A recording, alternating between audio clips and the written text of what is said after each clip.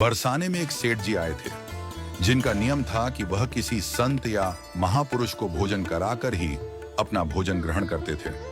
उनका विश्वास था कि बिना संत को भोजन कराए उनका भोजन स्वीकार्य नहीं होता। एक दिन सेठ जी के साथ उनके सेवक भी थे और वह किसी संत को ढूंढने बरसाने आए थे ताकि वह संत को भोजन करा सकें। सेवकों ने सोचा, बरसाना तो संतों से भरा हुआ है, लेकिन आज कोई संत क्यों नहीं मिल रहा। बहुत देर तक ढूंढने के बाद एक भिखारी सड़क पर खड़ा दिखाई दिया जो राधा रानी के महल के पास भिक्षा मांग रहा था।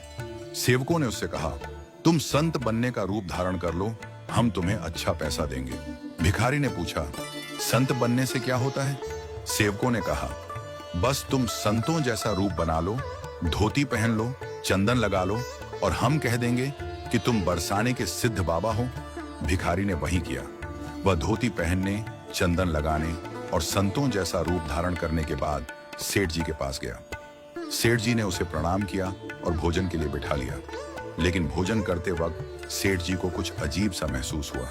वह संत जैसा व्यवहार नहीं कर रहा था। न तो उसने भगवान के चरणों में प्रणाम किया, न भोग चढ़ाया और न ही तुलसी के पत्ते को स्पर्श किया। सेठ जी को यह देखकर समझ में आ गया कि यह कोई संत नहीं है।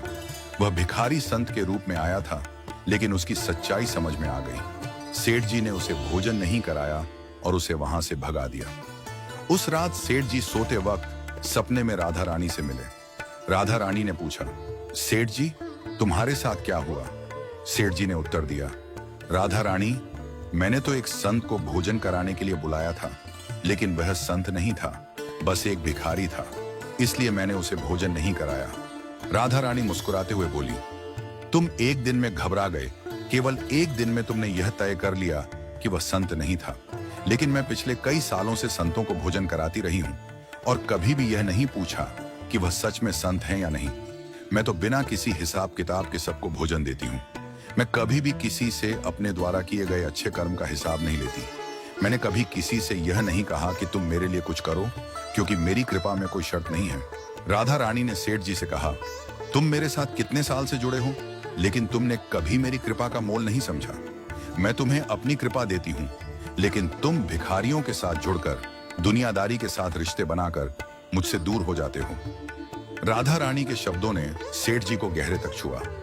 उन्होंने महसूस किया कि राधा रानी ने बिना किसी शर्त के जो कृपा दी है, वही असली प्रेम है, वही असली संत का मार्ग है। राधा रानी के चरणों में श्रद्धा रखने से जीवन में शांति और सच्चे प्रेम की अनुभूति होती है।